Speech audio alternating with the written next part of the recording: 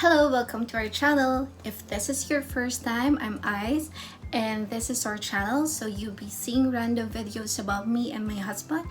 So last time my husband shared his tips on how to build a budget PC. I'm not into IT like him, so I'll be sharing few tips on how you will learn how to sing. I've been contemplating a lot if I should make this video in Filipino or in English because I know that there are already similar videos about this topic in English, and as much as I want to share it in Filipino, most of my students doesn't understand Filipino. So finally I decided to just do this in English. If you want this video in Filipino, you can leave a message below.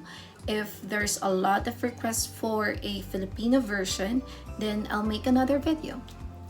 Okay, let's go to the topic of this video. Now in this modern day, it's very easy to learn everything through online, from cooking, making things, and also different exercises. If you're just starting or a beginner, sometimes you don't know where to start or what to learn first. So I'll be sharing in this video my personal tips on how you will learn to sing by self-study.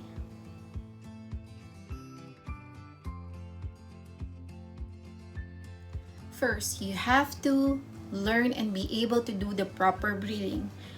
When you are singing, you are using your diaphragm. Actually, there's a lot of other muscles that we are using when we are singing, and one of them is our diaphragm. So just to give you a simple explanation so you can picture it out, the diaphragm is like the dome shape. It contracts and moves.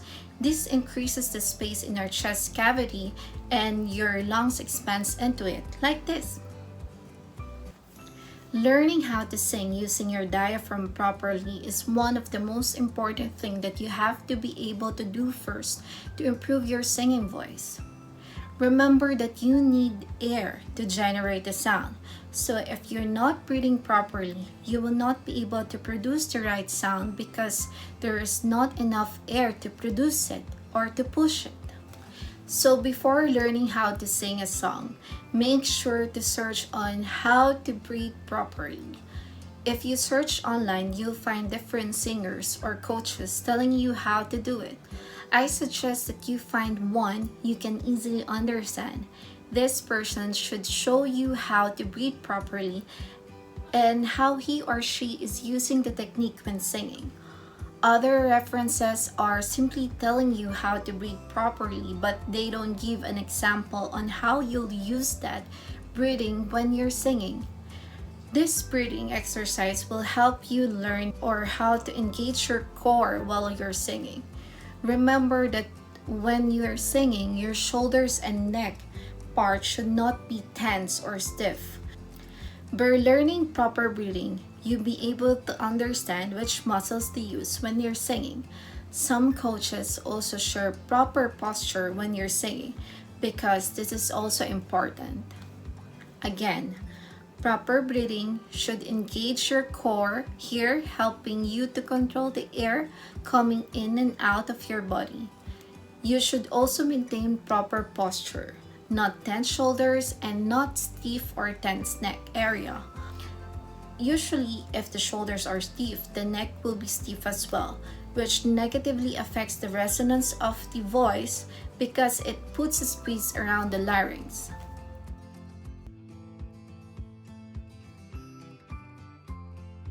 My number 2 will be proper mouth opening. In my experience, beginners always start singing with a small mouth opening.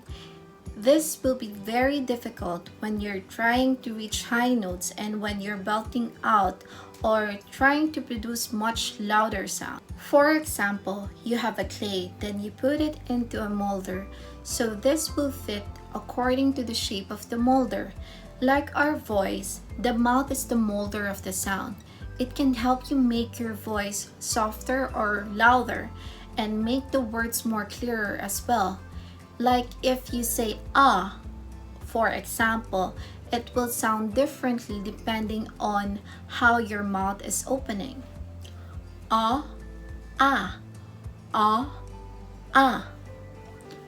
If you can hear it, the sound of ah is different from the sound of ah because the mouth opening is different. So this is an example of how your mouth opening affects the sound of your voice.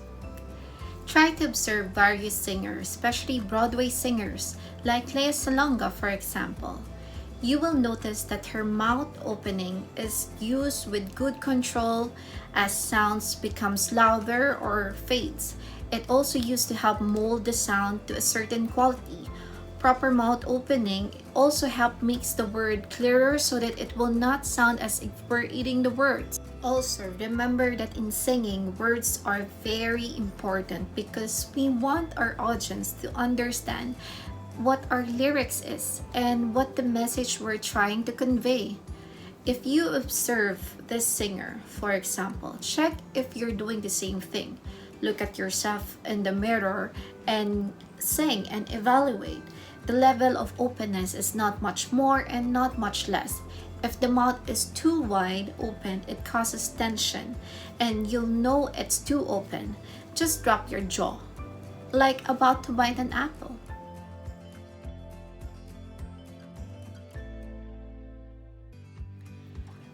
Number 3 is to choose one song to focus on. When choosing a song, start with something that's within your range. What do I mean by that? All of us can reach a certain note comfortably. For example, a male singer will have difficulty reaching high notes designated for a female singer and vice versa. You should start with something easy and listen to it very well. Try to copy what you can hear. I know that all of us have our unique voice quality, but by copying other singers, we are practicing how we're going to mold our voice in different ways. This will help us train how we can improve and how we will be able to produce a good voice quality. By listening, identify if the singer is using natural voice or artificial voice. Natural voice is our speaking voice or the voice that we use when we're talking, like what you can hear from me now. Artificial voice are like this sound. When you identify the difference or you were able to identify the difference between a natural voice and artificial voice, it's more easier to copy the singer and how he or she is singing the song. Practice with vocals all the time, meaning the song with the singer, until you have mastered it before using -1 or instrumental version. The singer will guide you with the right pitch. I also recommend that use headphones when you're studying a song so that you can hear the singer better because it can cancel other background noise. When you're following the singer, focus on the pitch per syllable, not per word. Every syllable has a different pitch. For example, different. So, like if I sing different, so it's like different. So, in one word, there are 3 sounds or pitch. So you have to follow per syllable, not per word. Like what I've said, if there are more than one pitch for a word. So that's why you have to listen to it very well and follow it per syllable. You can also record yourself singing with a singer so that you can assess better if you're hitting the right notes or not.